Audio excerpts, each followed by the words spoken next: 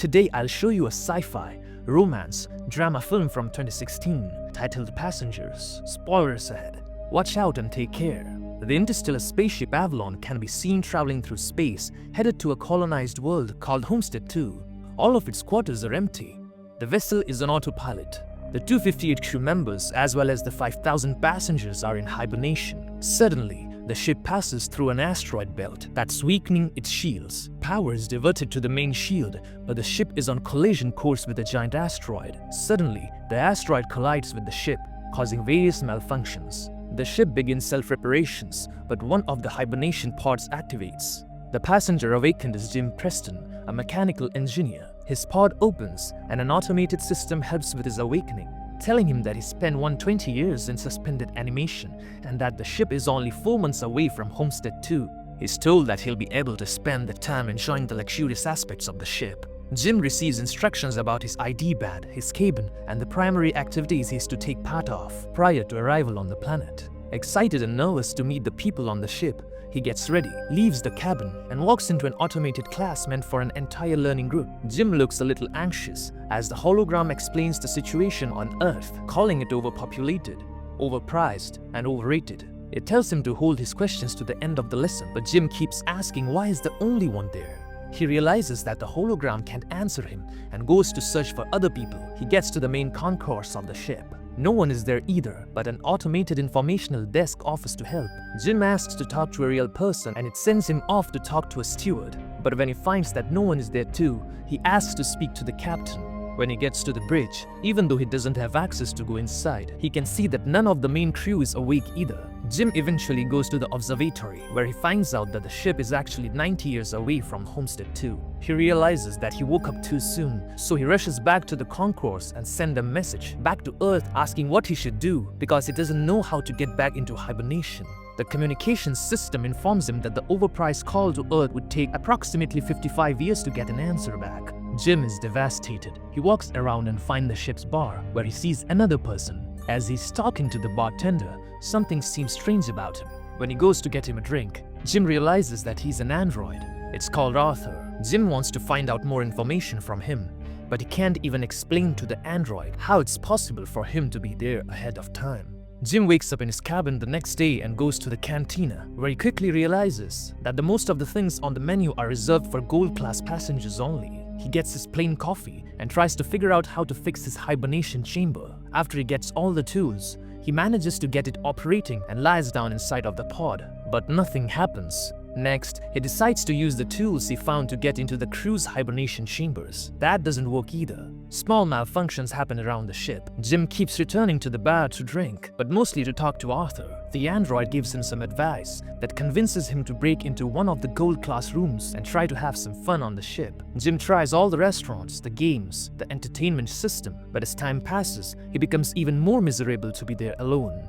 One day, he gets drunk and wanders around the hibernation pods when he stumbles into an airlock with spacesuits designed for spacewalks. Jim gets into a suit and goes to the airlock, pushes a lever, and then the button to release the airlock door. Once outside the ship, he's mesmerized by the view. He's the only conscious human being experiencing that moment in time. Jim releases the magnets on his boots and floats in space. Feeling devastated, he comes back inside, takes off the suit, but goes back to the airlock without it on. He pulls the lever, ready to end it all, but changes his mind in the last moment, runs back inside, and slips on a bottle. Jim stands up and is instantly drawn to a woman in one of the pods named Aurora. He searches for her files in the directory and listens to her passenger interview, becoming enamored with her. Later, he's seen sitting next to a pod, still listening to her interviews. Back in the bar, he's reading some of her work and he's talking to Arthur about her writing.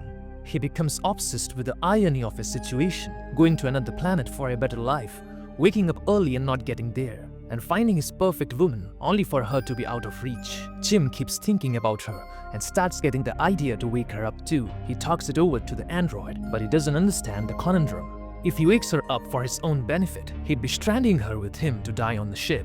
Jim decides against it first, but as time goes by, he can't let it go, until one day, he changes his mind. He goes to her pod and manages to activate it. As she's waking up and going through the same process as he did, he hides and goes back to his room. A little bit later, he goes to the main concourse, hoping to find her, and there she is. just as confused as he was a year ago. Jim tells her they are the only ones awake and takes her to the observatory. Then he tells her that he can't get to neither the crew nor the main commands of the ship. Aurora freaks out and wants to get back into her pod. When they get to it, Jim explains that there is no special equipment on the ship that can help them get back into hibernation, effectively telling her that they are stranded. They go back at the concourse and he tells her that she should rest since she just came out of hibernation. She feels sorry for him, having to spend more than a year alone on the ship. Jim goes back to the bar, feeling regretful about what he did. He asks Arthur not to tell Aurora that he was the one that woke her up. The next day, Aurora wakes up. She goes back to the concourse and asks the automated info desk about the hibernation pods. Jim joins her there and they go to get breakfast. As they leave, the info desk has some sort of malfunction. In the cantina, Aurora realizes that Jim has been eating the same breakfast for more than a year and gets him one of the gold class menus. They talk about the possibility to fix the pods, but unlike Jim, Aurora isn't ready to give up. She searches through the infirmary, then goes through research documents, eventually ending up at the crew's hibernation quarters, trying to break the doors open. Jim notices more malfunctions throughout the ship. Sometime later, Aurora laments about her life on the Avalon. She writes, jogs around the ship, and swims in the pool, becoming more and more aware of her situation. She goes to the cantina to interview Jim, thinking that his story might be interesting. She asked why he immigrated to the colony. Jim answers with the slogans from the company first, but then further explains he hopes that on a new world he could be somebody. He could build a life. Later they end up in the observatory and Aurora finally shares her reason to be there. Unlike the other passengers on the ship, she has a round-trip ticket. Her idea was to go to Homestead 2, live there for a year, and come back to Earth to become the first journalist that has ever done that, writing the greatest story that ever was. Aurora slowly gives up on finding a way to fix their current predicament, and Jim figures out a way to cheer her up. He takes her dancing, to the cinema, and to the basketball court. Lastly, he takes her to the bar to meet Arthur. She relaxes for a bit, until she remembers their situation. Jim is left alone with the android, feeling awful about what he's done to her. The next moment, he's seen tinkering with somebody, and in the other, Aurora walks into the observatory to find a miniature of the Chrysler building he made for her. Sometime later, they go on a date at the bar. They have dinner and share stories about their lives. She tells him that her father died when she was a teenager. After the dinner, Jim takes Aurora to the airlock and they get into the spacesuits. They go out for a spacewalk together. Jim finally has someone to share that magnificent experience with. Jim switches off the magnets on their boots and they float together in the space. They come back inside and immediately kiss, retreat to his cabin and sleep together. Soon after, they start living like a couple. Aurora moves into his cabin and writes about her life on the ship. They jog together, eat together, sleep together. Jim explores the ship further and finds the hydroponics bay. He brings Aurora flowers. One day the ship passed by a red giant and they go to the observatory to see it. It's Aurora's birthday, so later that night they celebrate it in one of the many restaurants of the ship and then the bar. Jim goes to the washroom and prepares the ring he made for Aurora while she stays in the bar chatting with Arthur. The android tells Aurora that Jim woke her up intentionally, unaware that he was still to keep that a secret. Suddenly, Jin comes back and she confronts him in an absolute disbelief. She runs away furious and panicked. Jin comes back to his cabin to find all her things gone. He runs into her in the cantina the next day, but the moment he speaks, she runs away. Aurora is desperate. One night she goes over to Jim's cabin, punching and kicking him, wanting to kill him. Talking to her over the comm because she keeps avoiding him, Jim tries to apologize and explain his actions to her. He tells her he fell in love with her, but Aurora doesn't care. She can't forgive him for taking her life. One night, as Jim is in his cabin, another malfunction happens. The ship faces a critical error and the main command shuts down. Later, he walks into the elevator and it malfunctions. Aurora walks into the main concourse and sees that Jim has planted a tree there. Then she goes to the cantina, where the food dispensary is also malfunctioning. Suddenly, both of them hear the voice of the deck chief over the comms, asking who planted the tree. They both run into the concourse and see Gus Mancuso standing in front of Jim's tree. They introduce themselves and tell the chief about the situation. He doesn't understand and how 3 parts could fail. Mancuso takes them to the bridge and he discovers that there's something wrong with the ship. but the information on the systems has to be checked manually. When they leave the bridge, a robot almost falls on their heads, and the two of them tells Mancuso that malfunctions have been happening all over the ship more frequently. He says that shouldn't happen, as he shows them how to collect the data. Mancuso checks on the pods. When Jim joins him there, he's figured out what happened with Aurora's pod. The deck chief finds what Jim did to be terrible. Later, he's at the bridge checking the collected data when Aurora joins him. They talk about what happened with her pod, but he tells her that he can't do anything about it. Jim walks in with the 16th broken robot. Mancuso feels the hibernation sickness, so he goes to rest. But as he walks out, he coughs out blood. That night, Aurora can't sleep, so she goes for a swim. Suddenly, there's a gravity loss throughout the ship, and she starts drowning as the water from the pool moves with her. The gravity drive resets, and she barely makes it out alive. They both run into each other, going to find Mancuso. The three of them are back at the bridge, slowly discovering what has been going on with the ship. Mancuso figures out something happened 2 years ago, taking out a major system. They need to find and fix what has caused the failure, because the entire ship is trying to pick up the slack. If they don't fix it, the entire vessel will be stranded.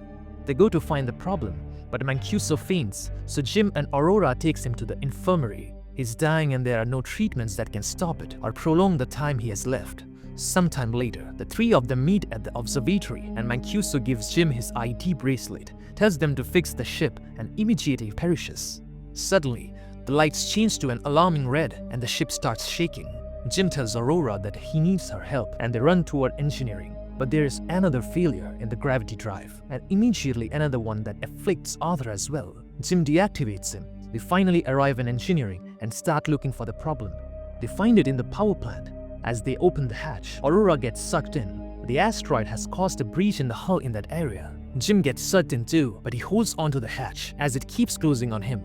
Eventually, he gets sucked in too, but they quickly manage to seal the breach. Instantly after fixing that problem, Jim realizes that there is more than one breach in the hull. The two of them follow the trajectory of the meteor and find that it has hit the reactor control computer. Jim thinks he can find replacement parts for it. They find the part and change it, but the process of venting the reactor still fails. They do it manually, but it fails again. Jim figures out that he needs to open the vent door from outside of the ship so they can cool the reactor down. Both of them go to the airlock, and as he's getting ready to go out, he gives Aurora Mancuso's bracelet because he might not come back. She helps him with the suit, and as he walks into the airlock, she tells him to come back because she can't live on the ship without him. Aurora goes back to the reactor, but the temperature has hit critical heights. A bolt from the reactor propels into her arm as Jim is getting closer to the vent from the outside and sees the door. The temperature rises in the reactor room while he's trying to bypass the vent door to open it. He soon realizes that he'll have to manually hold the door open so the reactor can vent, and he tells Aurora. She doesn't like the plan, but he goes ahead with it and tells her to vent the reactor. She doesn't want him to die, and they argue. But he tells her that they have to save the other people, and she vents the reactor. The process is successful, but the fumes from the reactor push Jim away and break his tether. The pressure in his suit is dropping too. He tells Aurora what happened, and she moves as fast as she can to get to another suit and bring him in. He apologizes to her again. She puts on a suit and flies out to get him, but her tether is too short. She's pulled back, but suddenly grabs onto his tether and manages to pull him in. Aurora drags Jim into the infirmary, only to find out that he's already dead. She uses Mancuso's bracelet to override the medical protocols and to resuscitate him. The medical part does the work automatically and revives Jim. Aurora forgives him. Later, Aurora fixes Arthur, and they give Mancuso proper space burial. Jim takes her to the infirmary and tells her that he's found a way to use the medical pod as a hibernation one. He tells her to get inside the pod and ride out the rest of the journey in there. But, as is later revealed, she declines and decides to stay with him, awake on the ship. Jim finally proposes to her, and they live out their lives on the ship. 88 years later, the Avalon arrives on Homestead 2. The crew wakes up and finds the ship in a very unexpected state. Aurora leaves them a message retelling the story of the life her and Jim had on the ship while the rest were sleeping.